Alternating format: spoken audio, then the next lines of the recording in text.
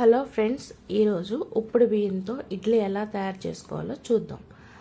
అదే పిండితో ఎంతో రుచికరమైన 3 టిఫిన్లు తయారు చేసి చూపిస్తాను.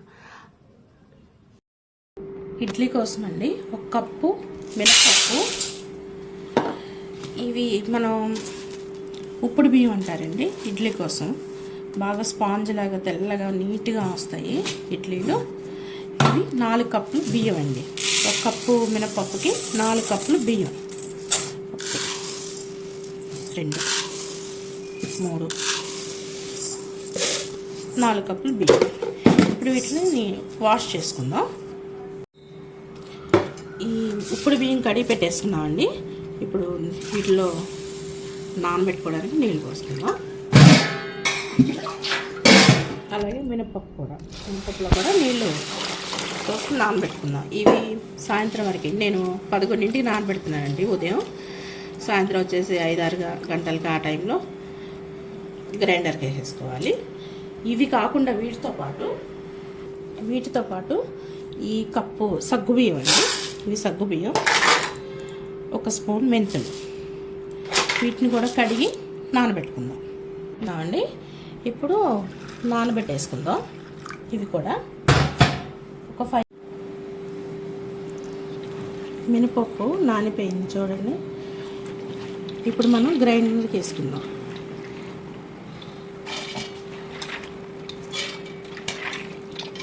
కాస్త మెత్తగా పెట్టుకున్న తర్వాత గ్రైండర్కి వేసుకుందాం. ఆన్ చేస్తానండి. ఆన్ చేసి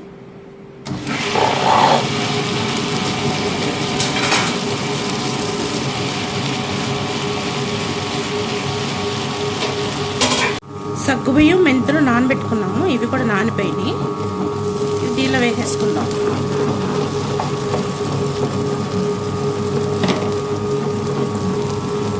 కొంచెం నీళ్ళు పోసుకుందాం. మెత్తగా మెరుగుతాను.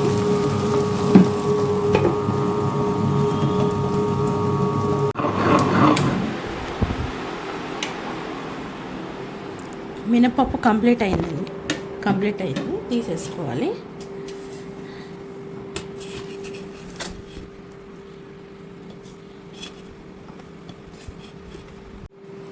మినపప్పు ఇట్లా మెత్తగా రుబ్బుకోవాలి.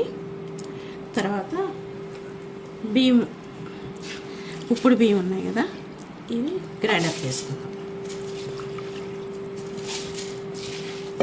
ఇవి ఒక విడత వేసేస్తే ఇవి మాత్రం బరకగా పట్టుకోవాలి.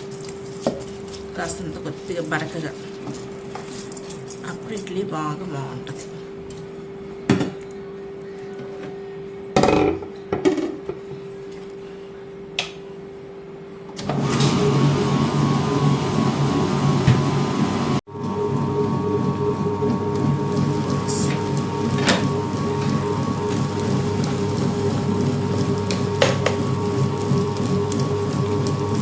దీనిలో 1/2 కప్పు నీళ్ళు పోసుకోవాలి.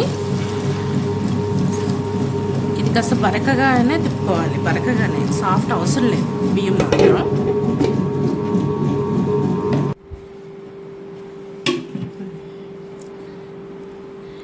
ఇలా బరకగా రుబ్బుకోవాలండి. ఈ మినపప్పులో ఈ రుబ్బుకున్న బియ్యం కలిపేసుకోవాలి.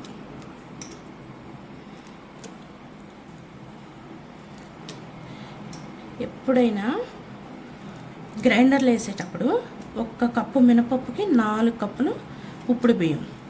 అదే మిక్సీలో అనుకోండి 1 కప్పు మినపప్పుకి 3 కప్పులు ఉప్పుడు బియ్యం. ఇంకా 1/2 కప్పు వచ్చేసి మన సగ్గు బియ్యం, మెంతులు యాజ్ యూజువల్ రెండిట్లో కూడా.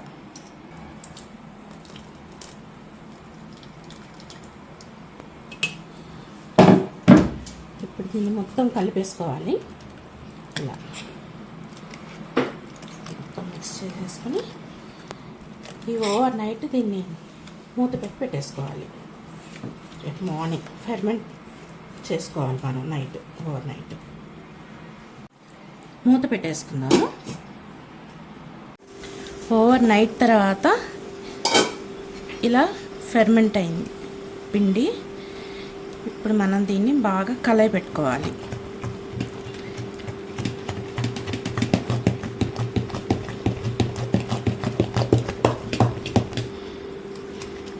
ఇలా కళాయి పెట్టుకున్న తర్వాత ఒక సగం మనం దీనిలో తీసేసుకుందాం ఒక గిన్నెలోకి. ఎందుకంటే ఈ సగం పిండి ఇడ్లీకి, ఇది దోశలు వేసుకోవచ్చు, గుంత పొంగనాలు వేసుకోవచ్చు. దీన్ని పక్క పెట్టేసుకుందాం. ఇప్పుడు దీనిలో మనం కొద్దిగా సాల్ట్ వేసుకొని మంచిగా ఇలా కలర్ పెట్టుకుని ఇప్పుడు మనం ఇడ్లీ రేకుల్లో వేసుకుందాం. ఇప్పుడు మనం కొద్దిగా నెయ్యి అప్లై చేసేసుకొని రేకులకి, ఇడ్లీ రేకులకి ఒక్కొక్కటిగా ఫిల్ చేసుకుందాం. ఇడ్లీ బ్యాటర్ దీనిలో వేసుకుందాం.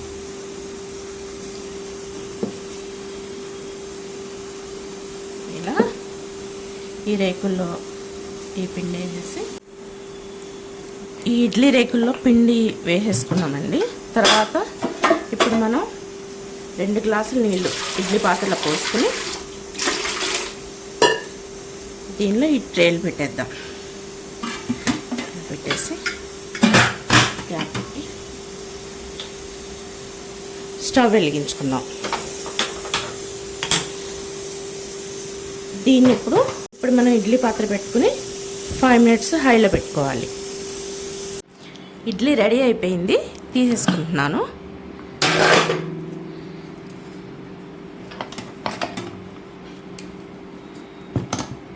విడిగా తీసి బాక్స్లో పెట్టేసుకుంటున్నాను.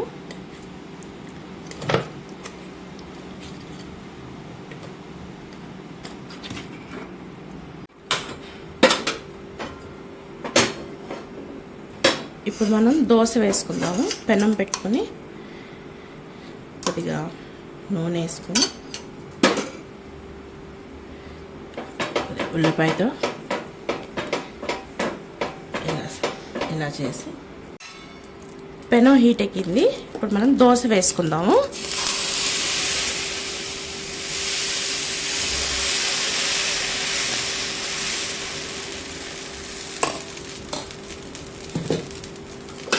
కొద్దిగా అంచుల వైపు నూనె వేసుకుందాం.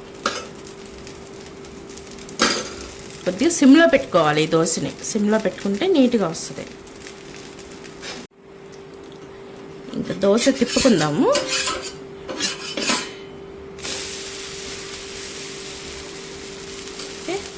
ఇలా దోశ రెడీ అయిపోయింది.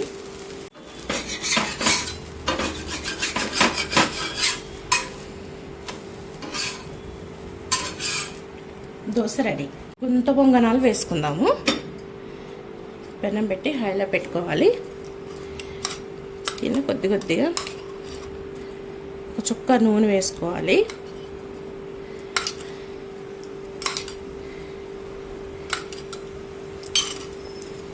ఇది హీట్ ఎక్కేలోపు మనం పిండిలో ఒక పచ్చిమిరపకాయ, ఒక ఉల్లిపాయ, కొద్దిగా కొత్తిమీర, కొద్దిగా కరివేపాకు తరిగి పెట్టుకున్నాయని దీనిలో వేసేసుకుందాం.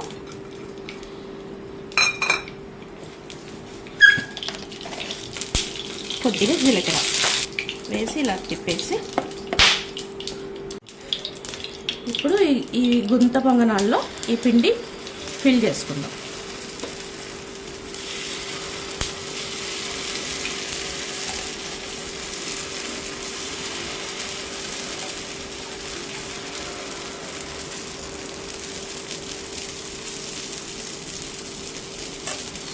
సిమ్లో పెట్టేసుకుందాం. సిమ్లో పెట్టి ఒక 2 నిమిషాలు సిమ్లోనే ఉడకనిద్దాం. ఇవి కొద్దిగా ఉడికిని తిప్పేస్తాం. ఇప్పుడు మనం ఇలా తిప్పుకోవాలి. 1 సైడ్ కానీ మళ్ళీ ఇంకొక సైడ్ తిప్పేసుకుని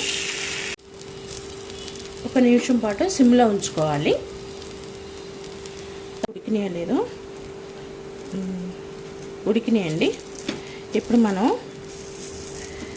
వీటిని అన్నీ తిప్పేసి ఓకే ప్లేటింగ్ చేసుకుందాం.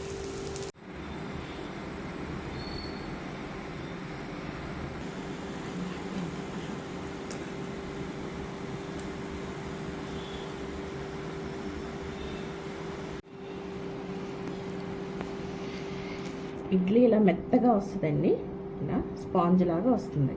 ఈ ఉప్పుడు బియ్యంతో తయారు చేసిన ఇడ్లీ, ఉప్పుడు బియ్యం మినపప్పుతో. ఇప్పుడు ప్లేటింగ్ చేసుకుందాం.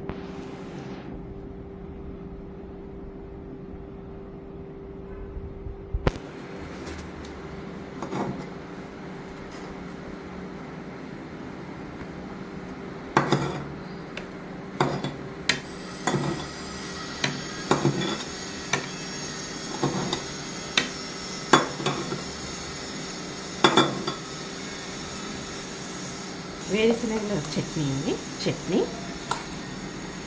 వీటితో దోశ, పొంగణాలు, ఇడ్లీలు ఏవైనా రుచిగా ఉంటుంది తినడానికి.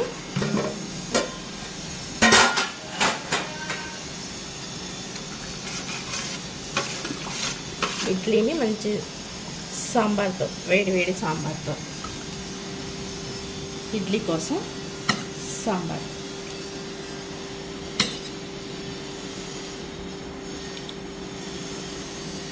చాలా రుచిగా ఉంటుంది తినండి.